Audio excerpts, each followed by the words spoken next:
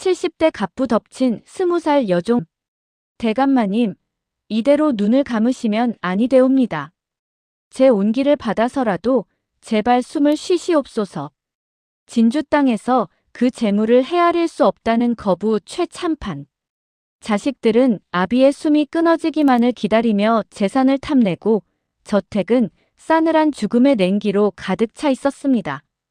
그때 천하디 천한 여종인 내가 늙고 병든 주인의 굳게 닫힌 방문을 열었습니다.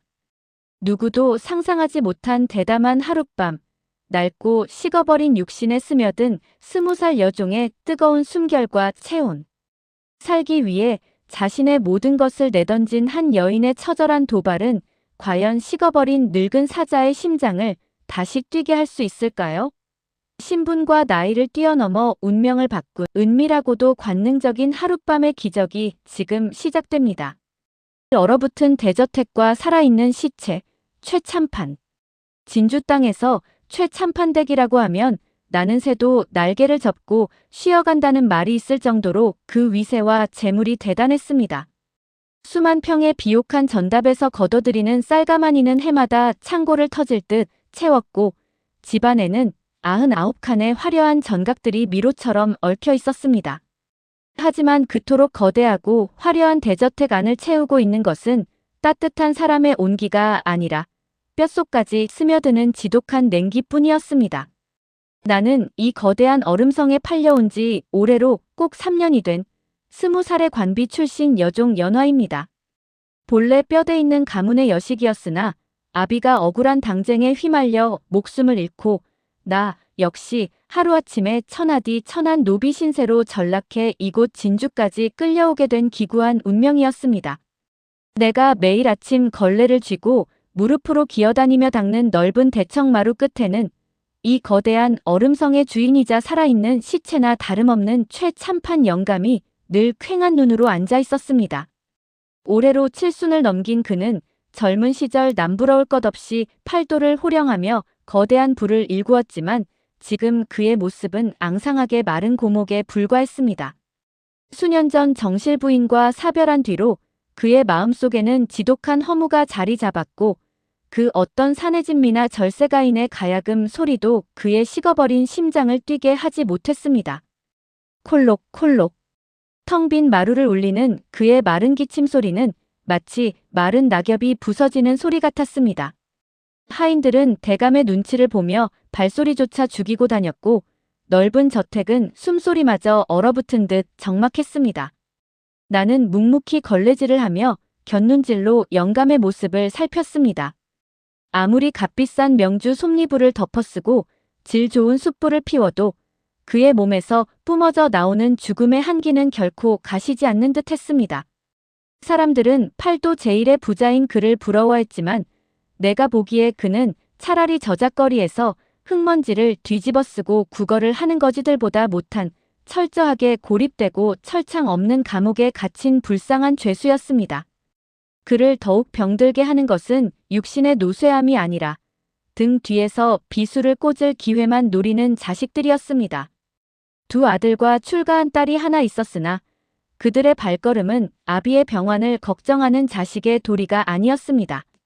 며칠 전 큰아들이 문안을 핑계로 찾아와서는 영감의 앙상한 손을 잡고 눈물을 흘리는 척하며 곁눈질로는 영감의 약지에 끼워진 값비싼 비취 가락지를 탐욕스럽게 훑어보고 있었습니다. 딸년 역시 몸에 좋다는 귀한 십전대보탕을 들여왔으나 그녀의 시선은 약사발 너머 방 한구석에 놓인 자개농의 갓서치를 매기는데 혈안이 되어 있었습니다. 그들의 뱀같은 눈빛 속에는 오직 언제쯤 저 숨통이 끊어져 이 막대한 유산을 내 것으로 만들 수 있을까 하는 저울질만이 번들거리고 있었습니다. 다 부질없는 짓이다. 이승의 끈을 놓는 것이 낫지. 영감은 혀를 차며 입버릇처럼 중얼거렸습니다. 혀 끝에 닿는 음식의 맛을 잃은 지는 오래였고 사람에 대한 믿음은 이미 재가 되어 날아간 지 오래였습니다. 삶의 모든 의욕이 떨어진 노인의 방은 언제나 서늘했습니다. 아궁이에 아낌없이 참나무 장작을 밀어 넣어도 방 안의 공기가 차가웠던 이유는 그 냉기가 다름 아닌 최참판 자신의 식어버린 심장 깊은 곳에서부터 끝없이 뿜어져 나오고 있었기 때문입니다. 나는 그저 조용히 바닥에 먼지를 훔치며 한때 호랑이 같았던 사내가 이토록 비참하게 서서히 아주 천천히 죽어가는 과정을 묵묵히 관찰하는 슬픈 그림자에 불과했습니다. 탐욕스러운 자식들과 시퍼런 마수의 그림자. 나는 이 거대한 저택에서 없는 사람처럼 그저 숨만 쉬는 그림자처럼 존재해야 했습니다. 누구와도 눈을 마주치지 않았고 입술을 굳게 다문 채 그저 주어진 허드렛일만 묵묵히 해냈습니다. 하지만 내 두 눈과 귀마저 다친 것은 아니었습니다. 나는 저택 구석구석에서 벌어지는 추악한 인간들의 민낯을, 그리고 서서히 죽음의 문턱으로 다가가는 늙은 주인의 고독을 누구보다 선명하게 꿰뚫어 보고 있었습니다. 어느 날 해질녘 저녁 수라상을 치우고 사랑채 모퉁이를 돌아 나오던 참이었습니다. 굳게 닫힌 방문 밖에서 두 아들의 억눌린, 그러나 짐승처럼 으르렁거리는 다툼 소리가 새어나왔습니다. 형님께서 엊그제 아버님 방에 들여놓은 그 정체 모를 약재 때문에 아버님 기력이 더 쇠하신 것 아니요? 도대체 무슨 꿍꿍이로 그리 서두르시는 게요? 네 이놈, 어디서 함부로 주둥이를 놀리느냐. 너야말로 매일 밤곡간 열쇠를 쥔 황집사를 따로 불러내어 아버님 명의로 된 토지 문서를 뒤적거리고 있다는 것을 내가 모를 줄 알았더냐. 두 아들은 병석에 누워 오늘 내일하는 아비를 등 뒤에 두고 서로가 아버지를 위하는 척 위선을 떨며 사실은 유산을 한 뼘이라도 더 차지하기 위해 이빨을 드러내고 있었습니다. 아버지가 그 얇은 문창호지 너머로 모든 것을 듣고 있을지도 모른다는 일말의 두려움이나 최소한의 예의조차 상실한 모습이었습니다. 나는 소반을 든 채 기둥 뒤에 숨어 그 소름 끼치는 폐륜의 현장을 숨죽여 지켜보았습니다. 그때 스르륵 하는 소리와 함께 안방 문이 열렸습니다. 뼈가 앙상하게 드러난 흉측한 몰골의 최참판이 문설주에 간신히 몸을 기댄 채 서 있었습니다. 그의 움푹 팬 눈동자에는 자식들을 향한 극도의 절망과 혐오가 가득 차 있었습니다. 그만들 하거라. 이 애비가 아직 두 눈을 시퍼렇게 뜨고 숨을 쉬고 있거늘 벌써부터 관을 짜고 내 살점을 뜯어먹으려 아귀 다툼을 벌이는 게냐. 보기 역겨우니 당장 썩 물러가거라. 갈라지고 쉰 목소리였지만 그 안에는 피를 토하는 듯한 늙은 아비의 분노가 서려 있었습니다. 아들들은 흠칫 놀라며 황급히 고개를 조아렸지만 내가 똑똑히 본 그들의 눈빛에는 죄책감이나 반성 따위는 한치도 없었습니다. 오히려 아직 호통을 칠 기력이 남아있었네 하는 노골적인 아쉬움과 낭패감이 역력히 스쳐 지나갈 뿐이었습니다. 영감이 비틀거리며 방으로 돌아가 문을 닫고 홀로 주저앉아 짐승처럼 가슴을 치며 신음하는 소리가 내 귓가를 날카롭게 파고들었습니다. 그 처절한 고독의 소리에 내 가슴 한구석마저 시리게 아파져 왔습니다. 그러나 남을 동정할 여유조차 내게는 허락되지 않았습니다. 내 앞에는 자식들의 탐욕보다 훨씬 더 시퍼렇고 끔찍한 마수의 그림자가 아가리를 벌리고 다가오고 있었기 때문입니다. 이 집안의 모든 재물과 살림을 도맡아 관리하는 마름, 황 집사였습니다. 그는 겉으로는 대감에게 충성하는 척하면서 뒤로는 아들들과 결탁하여 저택의 재산을 갉아먹는 거머리 같은 자였습니다. 영감의 병세가 깊어져 누워 지내는 날이 많아지자 황 집사는 눈에 띄게 집안의 실세로 군림하며 하인들을 제멋대로 부렸고 무엇보다 나를 향한 노골적이고 더러운 욕정을 숨기지 않았습니다. 연아야, 얼굴이 반반한 녀석이 어찌 이리 매일 손에 흙물만 묻히고 산단 말이냐. 대감 영감 저러다 숨 넘어가시는 건 시간 문제다. 이 썩어가는 집구석에서 내가 기댈 곳이 어딘지 똑똑히 생각해보거라. 오늘 밤이라도 내 방으로 얌전히 찾아오면 내년 평생 손에 물 한 방울 안 묻히고 비단 옷 입고 살게 해주마. 어느 날 우물가에서 마주친 황 집사는 쉰내가 진동하는 누런이를 드러내며 능글맞게 웃었습니다. 그의 크고 거친 손이 뱀처럼 미끄러져 내 어깨와 등줄기를 쓸어내리려 하자 나는 질겁을 하며 뒤로 물러섰습니다. 온몸에 소름이 돋고 치가 떨렸지만 노비 문서에 발목이 묶인 천한 여종 신분으로 그에게 대들거나 뿌리칠 힘은 내게 없었습니다. 황 집사의 탐욕스러운 두 눈은 이미 나를 제 발밑에 꿇어 엎드린 사냥감으로 여기고 있었습니다. 나는 뼛속 깊이 깨달았습니다. 저 외롭고 병든 늙은 참판 영감이 숨을 거두는 바로 그날 집안의 방패막이가 사라짐과 동시에 내 인생 역시 저 시커멓고 짐승 같은 황 집사의 소나기에 떨어져 처참하게 짓밟히고 찢겨 나갈 것이라는 잔혹한 현실을 말입니다. 다가오는 죽음, 그리고 살아남기 위한 절박한 결심. 그해 겨울은 유난히도 일찍 찾아왔고 또 무섭도록 매서웠습니다. 살을 에이는 삭풍이 저택의 기왓장을 흔들며 스산하게 울부짖었고 낡은 창호지는 밤새도록 귀신처럼 비명을 질러댔습니다. 추위가 깊어질수록 최 참판의 병세는 눈에 띄게 그리고 돌이킬 수 없이 악화되었습니다. 이제 그는 스스로의 힘으로는 자리에서 몸을 반치도 일으키지 못했습니다. 조선 팔도에서 침을 잘 놓는다는 용한 의원들이 하루가 멀다 하고 들락거렸지만 진맥을 마친 그들은 하나같이 무거운 얼굴로 고개만 내저을 뿐이었습니다. 가슴속의 심화가 이미 잿더미처럼 꺼져버렸고 몸 안팎으로 지독한 한사가 가득 들어차 혈맥이 굳어가고 있습니다. 육신의 병이 아니라 마음이 이미 이승을 놔버린 병이니 천하의 명약이나 화타가 환생한다 해도 약으로는 더 이상 어쩔 도리가 없습니다. 의원의 절망적인 진단은 정확했습니다. 영감은 삶에 대한 의지를 완전히 놓아버린 상태였습니다. 며칠째 물 한 모금, 미음 한 숟갈조차 입에 대기를 거부하며 스스로 굶어 죽기를 자처하고 있었습니다. 곡기를 끄는 늙은 육신은 피골이 상접하여 마치 무덤에서 갓 파낸 송장과 다름없었고 그가 누워있는 화려한 안방은 산 사람의 거처가 아니라 퀴퀴한 악취와 소름 끼치는 냉기가 짙게 밴 거대한 관 속처럼 변해버렸습니다. 자식들은 이제 노골적으로 아버지의 죽음을 기정사실로 받아들였습니다. 그들은 사랑채 옆 객실에 모여 앉아 장례 절차를 논의하기 시작했고 조문객들에게 받을 부조금의 규모를 주파나를 튕기며 계산하느라 여념이 없었습니다. 심지어 맏아들놈은 아버지가 가쁜 숨을 몰아쉬며 의식을 잃은 틈을 타 방 한 구석에 값비싼 자개 문갑을 뒤지려다 늙은 하인에게 들켜 헛기침을 하며 물러나는 일까지 벌어졌습니다. 그 악귀 같은 자식들에게 아비는 이미 이 세상 사람이 아니었고 오직 하루빨리 처분해야 할 거추장스러운 시체일 뿐이었습니다. 대감마님, 제발 기운을 내시고 이 미움이라도 한술 넘겨보시옵소서. 내가 부엌에서 온갖 정성을 다해 쏜 잣죽을 들고 가 눈물로 호소해 보았지만 영감은 핏기 없는 입술을 굳게 닫은 채 파르르 떨리는 고개만 가로저을 뿐이었습니다. 허탈한 마음으로 쟁반을 들고 방을 나서던 찰나 마루 끝 그늘의 뱀처럼 숨어있던 황 집사가 비릿한 미소를 지으며 불쑥 튀어나와 내 가녀린 팔목을 우악스럽게 낚아챘습니다. 부질없는 헛수고는 그만두거라.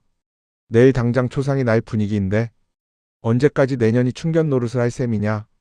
내 분명히 말해두건대 오늘 밤 내년이 제발로 내 처소로 기어들어 오지 않는다면 내일 해가 뜨자마자 너를 저기 저 어두컴컴한 헛간 기둥에 발가벗겨 묶어둘 것이다. 영감이 되진 마당에 이 집의 진짜 주인이 누구인지 아직도 상황 파악이 안 되느냐. 이 맹추 같은 년아. 황 집사의 역겨운 누런이가 달빛에 번들거렸고 뿜어져 나오는 쉰내 나는 입김에 구역질이 났습니다. 그의 두꺼운 소나기 힘이 어찌나 무지막지한지 뼈가 으스러질 것만 같았습니다. 이거 놓으십시오. 감히 뉘 안전이라고 이런 행패를 부리십니까? 행패? 하하.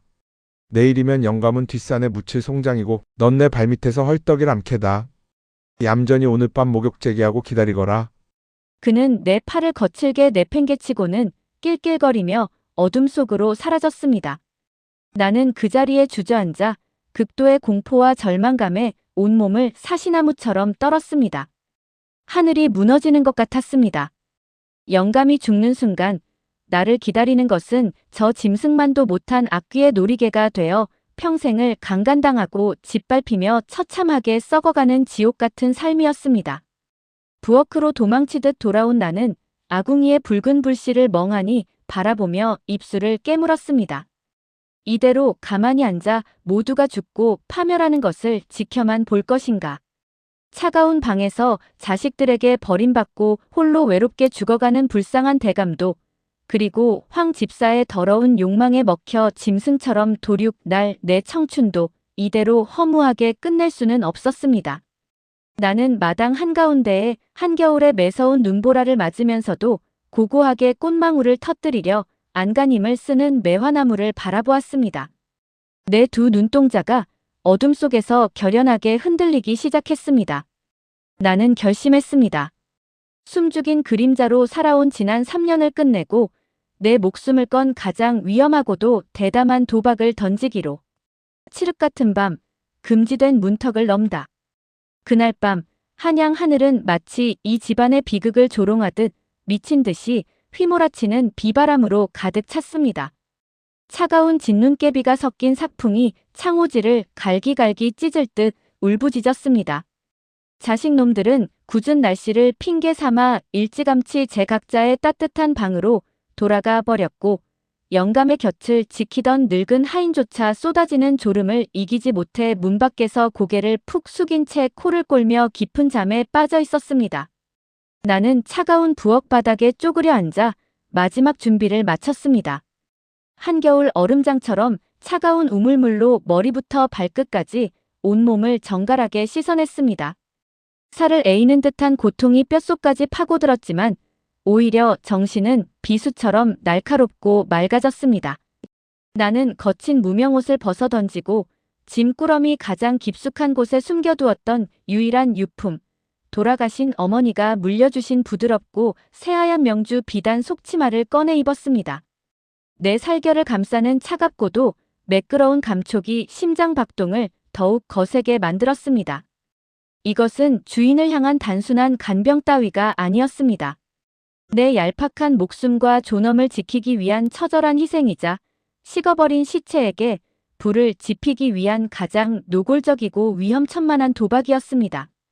부엌 아궁이에는 몰래 빼돌려 깊숙이 숨겨두었던 백년 묵은 산삼잔 뿌리와 대추를 듬뿍 넣고 끓여낸 진한 탕약이 펄펄 끓고 있었습니다. 탕약이 담긴 사기 그릇은 맨손으로 잡기 힘들 만큼 불덩이처럼 뜨거웠습니다.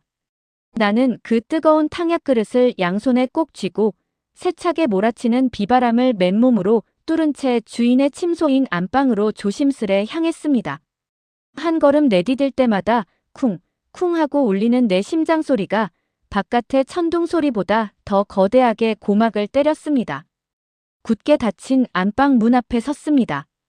문고리를 잡은 손끝이 사시나무처럼 떨렸습니다. 밖에서 졸던 하인은 내 기척조차 느끼지 못한 채 여전히 깊은 수마에 빠져 있었습니다. 끼잉 마이너스. 문이 소리 없이 열렸고 나는 서늘한 밤 공기와 함께 방 안으로 미끄러지듯 스며들었습니다. 방 안은 죽음 그 자체였습니다. 탕약 냄새와 늙은 육신이 썩어가는 듯한 퀴퀴한 노인 냄새가 한데 뒤엉켜 단숨에 숨이 턱 막힐 지경이었습니다.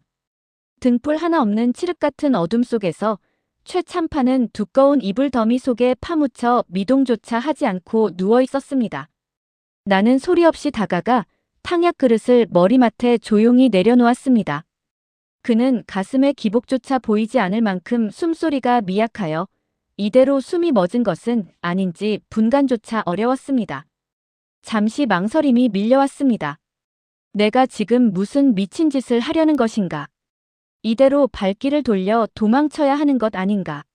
하지만 내 등 뒤 어둠 속에서는 뱀처럼 다리를 틀고 나를 삼키려 기다리는 황 집사의 시퍼런 욕망이 아른거렸습니다. 나는 입술을 꽉 깨물고 두 눈을 질끈 감았다 떴습니다. 대감마님, 내 목소리는 개미 소리만큼이나 작고 떨렸지만 고요한 방 안에서는 벼락처럼 울렸습니다. 아무런 대답이 없었습니다. 나는 용기를 내어 손을 뻗어 이불 밖으로 삐져나온 영감에 앙상하고 핏기 없는 뺨에 조심스레 손을 가져다 대었습니다. 앗, 살아있는 사람의 체온이 아니었습니다.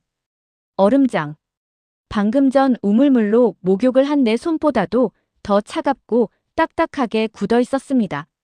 나는 다급해진 마음에 이불을 살짝 들치고 그의 메마른 두 손을 덥석 부여잡았습니다. 그 순간이었습니다. 감겨있던 그의 두 눈이 번쩍 뜨였습니다. 텅 비어있던 탁한 눈동자가 어둠 속에서 나를 향해 기괴하게 빛을 뿜어냈습니다. 누구냐? 그의 목소리는 녹슨 쇳덩이를 긁어대는 듯 기괴하고 건조했습니다. 저택의 종 연화이옵니다. 대감마님. 내년이 천한 여종 주제에 어찌 감히 이 깊은 밤중에 주인의 침소에. 그는 분노하는 듯 했으나 목소리에는 나를 꾸짖어 쫓아낼 일말의 기력조차 남아있지 않았습니다. 나는 그의 손을 잡은 두 손에 더욱 강하게 힘을 주었습니다. 이대로 허무하게 가시면 아니 되옵니다. 대감마님. 자식들은 지금 이 순간에도 대감마님의 숨이 끊어지기만을 기다리며 재산을 탐내고 있고 저 간악한 황 집사 놈은 집안의 곳간을 도둑질하며 제 몸마저 범하려 눈독을 들이고 있습니다. 오늘 밤 마름이 저를 겁탈하려 했습니다. 대감마님께서 돌아가시면 이 집은 저 짐승들의 먹잇감이 될 것이고 저는 저 더러운 놈의 짓밟힌 놀이개가 될 것입니다. 내 목소리에는 눈물과 함께 절박한 한이 맺혀 있었습니다. 그것이 분하고 원통하지도 않으십니까?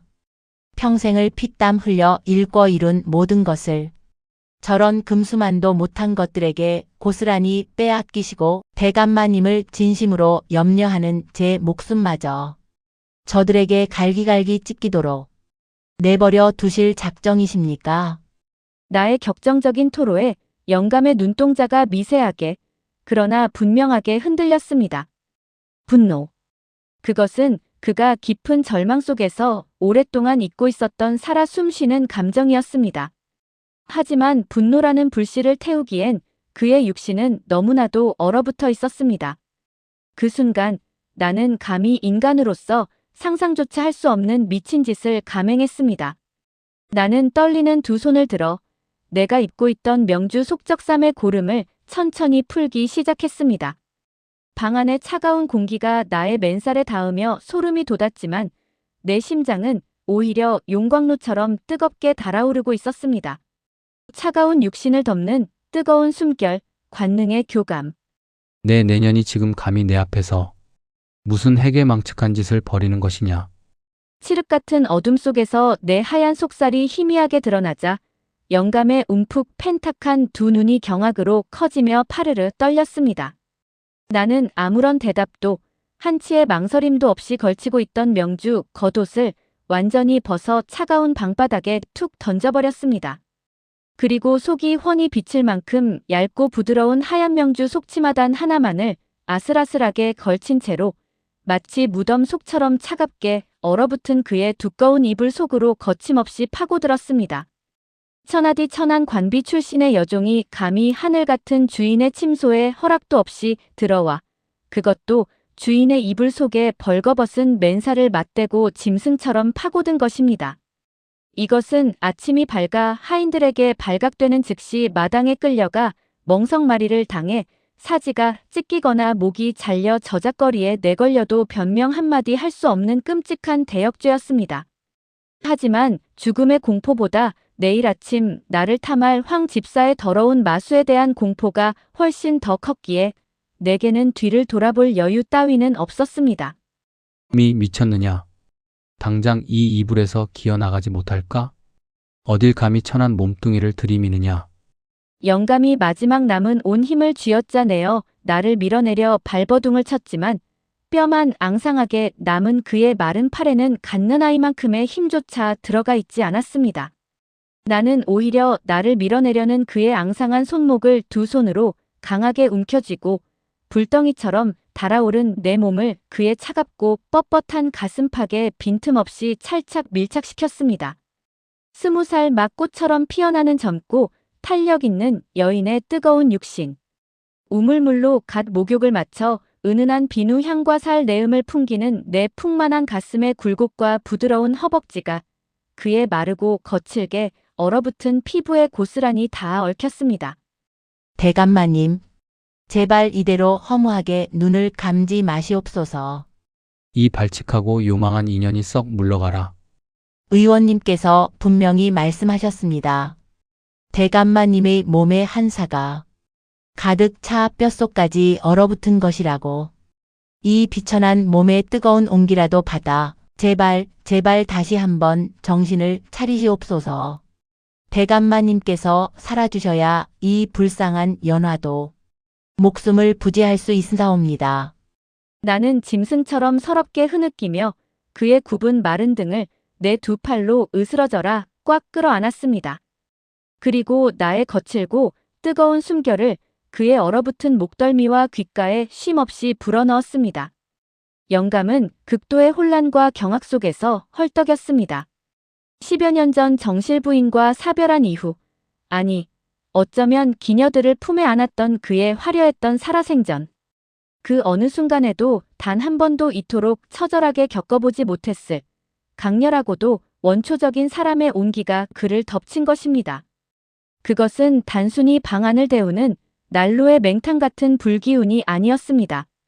내 부드럽고 매끄러운 젖가슴이 그의 가슴을 압박하는 감촉, 요동치며 귓가를 때리는 나의 거센 심장 박동 소리, 두려움과 절박함으로 미세하게 떨리는 내 하얀 어깨의 곡선, 그리고 내 뺨을 타고 흘러내려 그의 거칠고 메마른 입술 위로 톡 하고 떨어지는 뜨거운 눈물방울.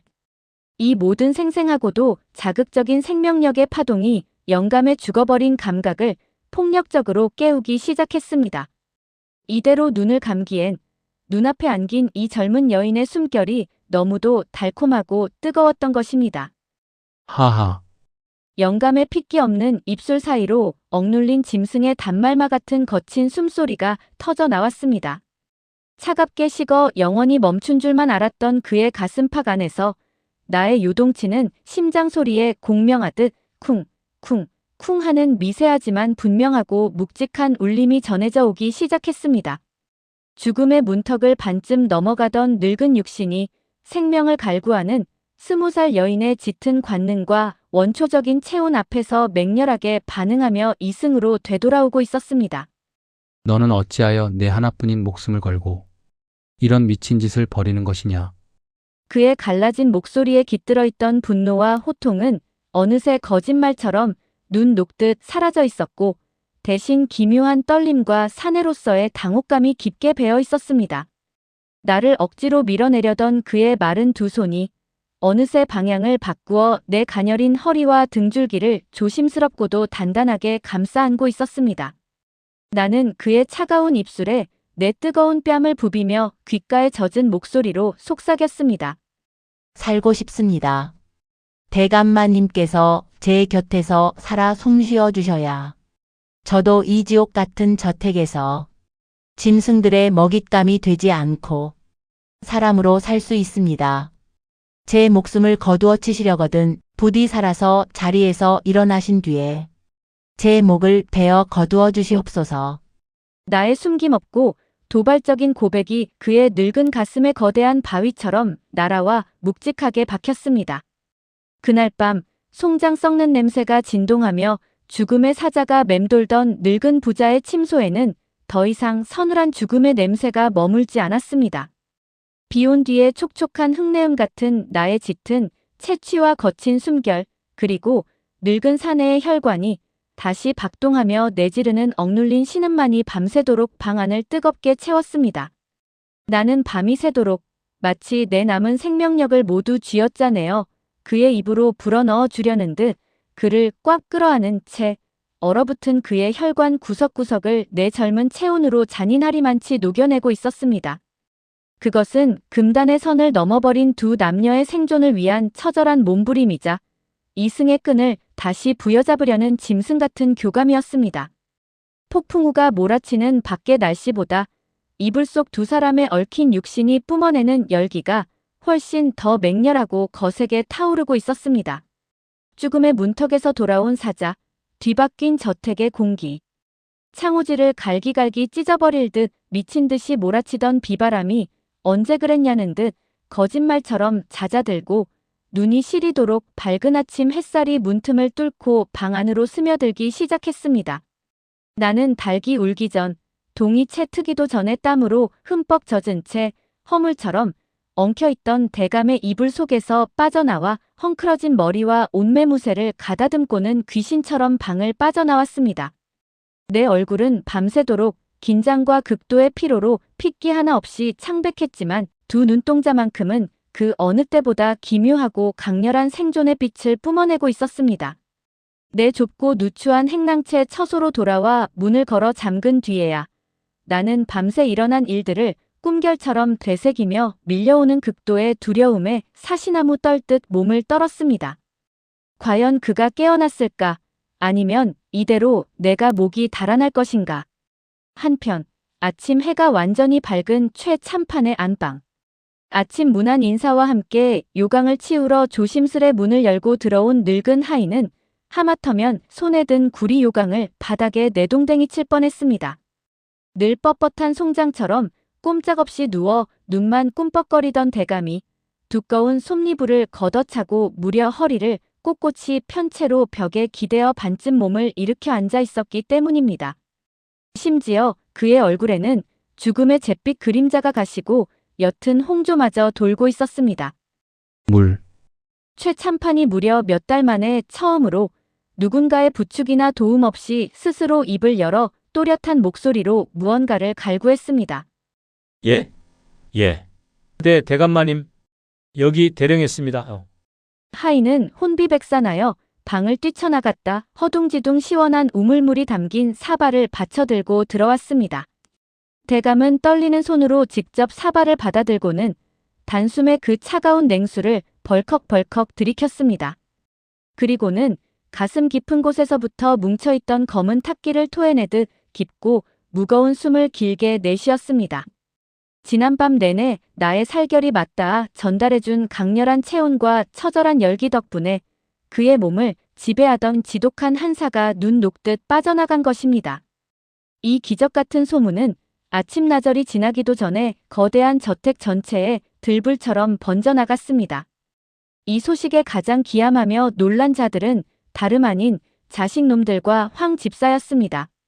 그들은 마치 무덤에서 기어나온 악귀를 마주한 듯한 사색이 된 표정으로 사랑채를 향해 다급하게 달려와 문사를 부여잡고 엎드렸습니다. 아, 아버님. 기력이 정녕 회복되신 것이옵니까? 두 아들의 목소리에는 반가움보다는 믿을 수 없다는 경악과 다 된 밥에 제가 빠졌다는 숨길 수 없는 낭패감이 역력히 묻어 있었습니다. 최참판은 벽에 기댄 채 차갑게 식은 눈빛으로 엎드린 자식들의 정수리를 묵묵히 내려다보았습니다. 그리고 그들의 살가죽 뒤에 숨어 썩은 고기를 탐하는 탐욕스러운 구더기들의 민낯을 투명하게 꿰뚫어 보았습니다. 죽을 가져오너라. 그리고 곳간 열쇠를 쥔 황 집사놈을 당장 내 눈앞에 대기시켜라. 대감의 호령에 밖에서 대기하던 황 집사의 얼굴이 파랗게 질렸습니다. 내가 아침 죽상을 조심스레 받쳐들고 안방 앞 마당을 가로지르자 미닫이문 너머에 앉아있던 최참판의 매서운 시선이 내 가녀린 목덜미에 맹렬하게 꽂혔습니다. 그리고 그날 밤이었습니다. 초저녁부터 사랑채의 불이 환하게 켜지더니 늙은 하인이 내 처소로 찾아와 대감마님께서 찾으신다. 는 은밀한 전가를 내렸습니다. 나는 죄인처럼 고개를 푹 숙인 채 떨리는 발걸음으로 안방문을 열었습니다. 방 안은 아궁이의 장작을 아낌없이 떼어 후끈후끈하게 달아올라 있었고 최고급 치명 냄새가 방 안을 은은하게 채우고 있었습니다. 내가 조심스레 방에 들어서자 두꺼운 이불을 덮고 누워있을 줄 알았던 대감이 평상복 차림으로 방 한가운데 꼿꼿이 앉아 나를 뚫어지게 응시하고 있었습니다. 이리 가까이 오거라. 그의 목소리는 어젯밤의 쇳소리가 아니라 낮고 묵직한 사내의 음성이었습니다. 내가 멈칫하며 다가가 무릎을 꿇자 놀랍게도 그가 먼저 억센 손을 뻗어 내 가녀린 손목을 확 낚아채어 자신의 품으로 거칠게 끌어당겼습니다. 앗! 짧은 비명을 지르며 그의 넓은 가슴팍에 안긴 나는 쿵쾅거리는 그의 거센 심장 박동 소리에 숨이 멎을 듯 했습니다. 어제까지만 해도 내가 살리기 위해 애쓰던 환자가 아니라 완벽하게 기력을 되찾고 암컷을 탐하는 한 마리의 늙은 수사자가 나를 올가매고 있었습니다. 어젯밤 내년이 내 몸에 불을 지르고 도망쳤으니 오늘 밤은 내가 그 빚을 톡톡히 갚아주어야 하지 않겠느냐. 그가 짐승처럼 으르렁거리며 내 턱을 들어 올렸습니다. 그의 뜨거운 입술이 나의 입술을 사정없이 덮쳐왔습니다. 칠순 노인의 것이라고는 믿기지 않을 만큼 강렬하고 거친 입맞춤이었습니다.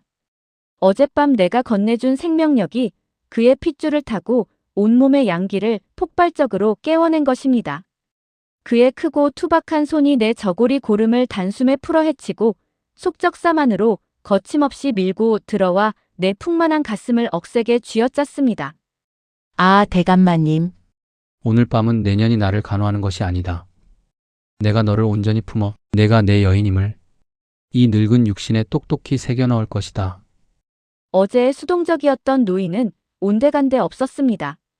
그는 나를 푹신한 요 위에 거칠게 눕히고는 자신의 무거운 체중으로 나를 내리누르며 내 하얀 목덜미와 쇄골을 뜨거운 혀로 탐욕스럽게 하차내렸습니다.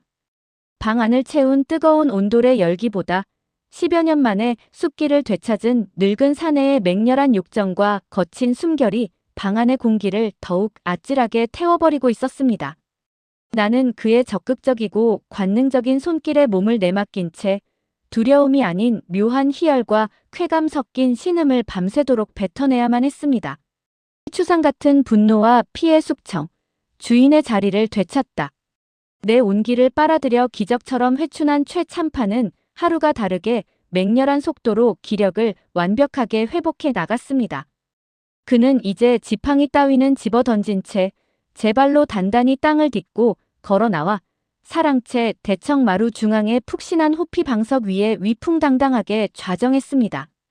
그리고 며칠 뒤 아침 병마를 훌훌 털고 일어난 늙은 사자는 마침내 칼을 빼들어 피비린내 나는 포효를 저택 전체에 터뜨렸습니다.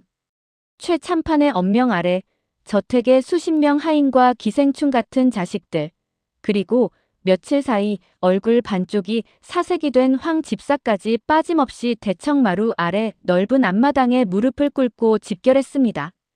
그 숨막히는 무거운 정적 속에서 영감의 차가운 눈빛이 좌중을 날카롭게 훈자 모두가 목에 칼이 들어온 듯 얼어붙어 숨조차 제대로 쉬지 못했습니다. 내가 다 늙어 빠져 썩은 내나는 병석에 잠깐 누워 있었더니 이 집안 꼴이 아주 개차반이 되어 짐승들 소굴로 변해버렸구나. 대감의 낮고 서늘한 목소리가 허공을 쩍 가르자 자식들은 식은땀을 뻘뻘 흘리며 고개를 땅바닥에 처박았습니다. 특히 저기 마당 끝에 서 있는 황 집사놈. 앞으로 기어나와 꿇어앉지 못할까? 대감이 손가락으로 황 집사를 지목했습니다. 황 집사는 다리가 풀려 그대로 질질 끌려나와 흙바닥에 무릎을 꿇고 납작 엎드렸습니다. 내 놈이 이 애비의 등골을 빼먹으려는 내 얼빠진 자식 놈들과 몰래 야합하여 곳간의 쌀과 토지 문서를 축낸 것도 모자라 감히 하늘 같은 주인이 시퍼렇게 살아있는 이 집안에서 죄 없는 여종을 겁박하고 더러운 욕정을 채우려 희롱하려 했다는 것을 내가 까막눈인 줄 알고 모를 줄 알았더냐. 네, 대감마님. 억울하옵니다. 필시 어느 요망한 년이 저를 음해하려 꾸며낸 새빨간 거짓말이옵니다. 살려주시옵소서. 황 집사는 바닥에 피가 나도록 이마를 찌으며 발뺌했습니다. 오해라? 새빨간 거짓말? 대감은 품속에서 얇고 낡은 비밀 장부 한 권을 꺼내어 황 집사의 면상을 향해 사정없이 집어 던졌습니다. 그것은 내가 밤마다 황 집사의 거처를 몰래 훔쳐보고 글을 읽어 빼돌려 영감의 베개 밑에 숨겨두었던 그가 이중으로 장부를 조작해 재산을 횡령한 결정적이고 치명적인 물증이었습니다. 이 버러지 같은 놈아. 내 놈이 쥐새끼처럼 조작한 장부와 내가 내 여종을 강간하려 겁박한 죄는 천지신명에 알고 이 애비가 두 눈으로 똑똑히 안다. 당장 여봐라. 저놈의 상투를 틀어지고 당장 관하로 끌고 가라. 곤장을 쳐서 살점을 발라내어 내 집 재산을 도둑질한 죄를 뼛속까지 낱낱이 물을 것이다. 건장한 사내종들이 벌떼처럼 달려들어 발악하는 황 집사를 무자비하게 짓밟고 질질 끌어내었습니다. 그의 끔찍한 비명소리가 저택 밖으로 멀어질 무렵 대감의 서늘하고 잔혹한 시선은 이제 사시나무 떨듯 바닥에 엎드려 있는 두 아들에게 향했습니다. 그리고 너희 두 놈, 아버님 제발 저희를 용서하여 주시옵소서. 내가 숨이 넘어가기만을 오매불망 기다리며 내 눈앞에서 부조금을 계산하고 문갑을 뒤지던 금수만도 못한 불효자 놈들, 내 평생 피땀 흘려 모은 재산이 그토록 탐이 나더냐? 좋다. 오늘 이 시간부로 너희 놈들에게 흘러가던 모든 돈줄과 곡식을 끊어버리겠다. 저 간악한 마름과 엮여 내 재산을 빼돌린 죄 역시 추상같이 밝혀내어 그 죄값을 물을 것이다. 내 숨이 붙어있는 한, 이 집안의 쌀 한 톨, 동전 한 입 모두 오롯이 나의 것이다. 정이 내 재산이 탐나거든 이 애비가 관 뚜껑 닫고 흙구덩이에 묻힌 뒤에 나와서 가져가거라. 그 전까지는 너희들 알량한 힘으로 거렁뱅이처럼 살아보거라. 늙은 사자의 잔혹하고도 완벽한 피의 숙청에 감히 고개를 들고 대드는 자는 단 한 명도 없었습니다. 자식들은 막대한 재산을 하루아침에 잃은 억울함보다도 예전 상단을 호령하던 아버지의 그 잔인하고 냉혹한 기백이 완벽하게 돌아온 것에 압도되어 그저 싹싹 빌기만 할 뿐이었습니다. 그날 밤 피바람이 몰아친 저택의 안방은 오히려 고요하고 따뜻했습니다. 낮 동안 호랑이처럼 집안을 피로 물들였던 사내는 내 앞에서는 굶주린 짐승처럼 애타게 나를 찾았습니다. 그가 다시 나를 침소로 불렀을 때 방 안의 이부자리는 이미 정갈하게 깔려 있었습니다. 내가 문을 닫고 들어서자마자 그는 다짜고짜 나를 안아들어 요 위에 눕히고는 내 치마끈을 거칠게 뜯어내듯 풀었습니다. 낮에 짐승 같은 놈들을 쳐내고 났더니 내 몸속에서 뜨거운 피가 주체할 수 없이 끓어오르는구나. 연하야, 내가 내게 새 생명을 주었으니 이 끓어오르는 갈증도 내가 책임져야 할 것이다. 그의 크고 뜨거운 손이 내 맨살의 허벅지를 쓰다듬어 올라오며 가장 은밀하고 촉촉한 곳을 지분거렸습니다. 아, 내 입에서 터져나오는 교성에 그는 더욱 깊은 쾌감을 느끼는 듯 했습니다. 그는 단순히 내 온기를 취하는 늙은이가 아니었습니다. 꼿꼿하게 세운 사내의 양기로 내 몸의 가장 깊은 곳을 거침없이 파고들며 말을 줄 모르는 정욕을 내 안에 쏟아내고 있었습니다. 낮에는 추상 같은 주인이요. 밤에는 지칠 줄 모르는 사내로서 그는 그렇게 매일 밤 나를 품에 안고 땀을 흠뻑 흘리며 자신의 부활한 남성성을 내 온몸 구석구석에 깊숙이 각인시키고 있었습니다. 지리산의 봄, 족쇄를 벗고 맞이한 진정한 사랑의 밤. 시간이 물 흐르듯 흘러 삭풍이 몰아치던 매서웠던 겨울이 흔적도 없이 물러가고 온 세상에 생명이 약동하는 따스하고 눈부신 봄이 찾아왔습니다. 한양의 시끄러운 저작거리에서는 진주 최고 갑부였던 최참판에 대한 기이하고 놀라운 소문이 파다하게 퍼져 쑥덕거림이 끊이지 않았습니다. 아니 그 꼬장꼬장한 양반이 몇 달 전 송장 치르기 직전에 살아나더니 갑자기 귀신이라도 씌웠나. 그 99칸짜리 으리으리한 진주 본가와 수만 평의 토지를 헐값에 몽땅 처분했다지 뭡니까. 참말이요. 자식들에게는 한 푼도 안 물려주고 웬 20살짜리 어린 여종 하나만 달랑 데리고 저 멀리 지리산 첩첩산중으로 숨어 들어갔다는 게 정말 사실이요. 세상의 소문은 반은 맞고 반은 틀렸습니다. 최참판은 진주의 모든 전답과 으리으리한 저택을 현금과 금괴로 바꾼 것이 맞았습니다. 그는 불효막심한 두 아들놈들에게는 그들이 겨우 입에 풀칠이나 하며 거렁뱅이 신세를 면할 한 줌의 땅덩어리만 던져주고 나머지 막대한 재산은 모두 정리하여 거대한 전대로 만들었습니다. 그리고 복잡하고 역겨운 인간들의 탐욕이 뱀처럼 들끓는 진주 바닥을 영원히 미련 없이 떠나 맑은 계곡물이 흐르고 공기가 청명한 지리산 깊은 산골짜기에 아담하고 조용한 별채로 거처를 완전히 옮겼습니다. 지리산 별채에 당도한 첫날, 영감이 가장 먼저 한 일은 활활 타오르는 아궁이의 시뻘건 불길 속에 낡은 종이 뭉치 하나를 미련 없이 던져 넣는 것이었습니다. 그것은 바로 나를 평생 짐승만도 못한 노예의 굴레로 올가매고 있던 관비 노비 문서였습니다. 내 이름 석자가 적힌 누런 종이가 시커먼 재가 되어 허공으로 사라지는 순간 그는 내 손을 꽉 쥐며 나를 완전한 양인으로 면천시켜 주었습니다. 나는 이제 더 이상 누군가에게 팔려가고 짓밟히는 천한 여종이 아니었습니다. 나는 그저 자유롭게 숨을 쉬는 한 명의 어엿한 여인, 연화로 새롭게 태어난 것입니다. 그는 나를 첩으로 호적에 올리는 수모를 겪게 하지 않았습니다. 첩이라는 꼬리표마저도 내게는 세상 사람들의 손가락질을 받을 또 다른 굴레가 될 것이라 여긴 이 늙고 속 깊은 사내의 지극한 배려였습니다. 그는 나를 남은 여생을 곁에서 나란히 손을 잡고 걸어갈 유일한 아내이자 동반자로 대우했습니다. 연하야. 지리산의 맑고 찬 이슬로 우려낸 찻잎 향이 오늘따라 내 입에 참으로 달고 좋구나.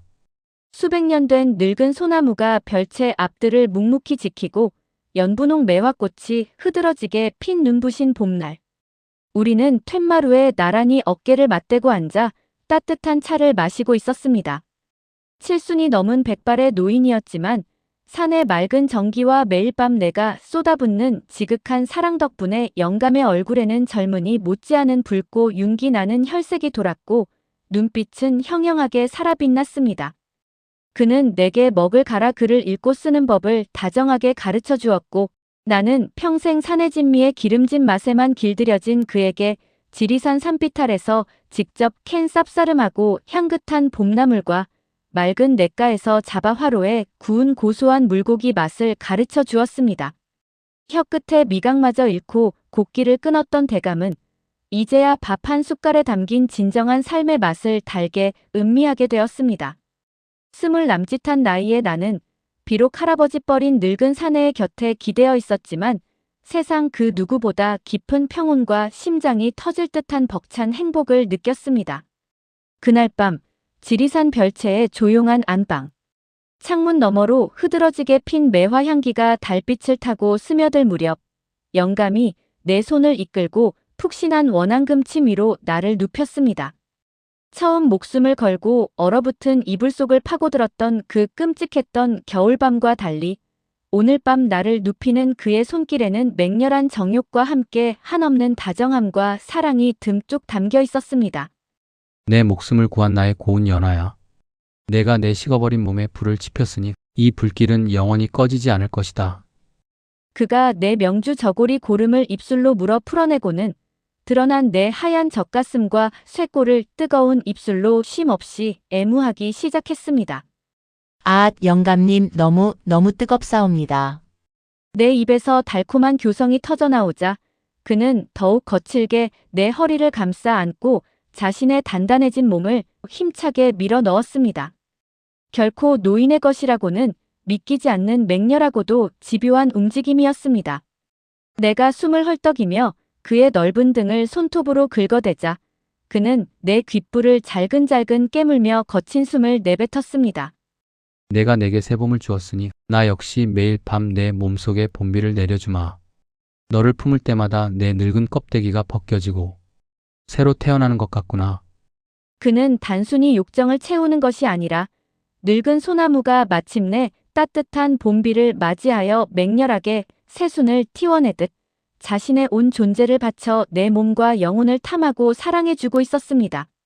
신분과 나이라는 세상의 거대한 장벽을 뛰어넘어 죽음의 문턱에서 피어난 이 기적 같은 사랑. 그들이 지리산 산자락에서 서로의 몸을 뜨겁게 섞으며 일구어간 남은 생애는 그 어떤 젊은 연인들의 불장난보다도 지독하고 아름다운 영원히 꺼지지 않는 봄날의 화사한 꽃망울로 만발하고 있었습니다. 다음 시간에도 실록과 야담 속에 숨겨진 기막힌 조선 로맨스로 찾아오겠습니다. 오늘 이야기가 흥미로우셨다면 구독과 좋아요 그리고 알림 설정 잊지 마시고요. 모두 평안한 밤 보내시길 바랍니다.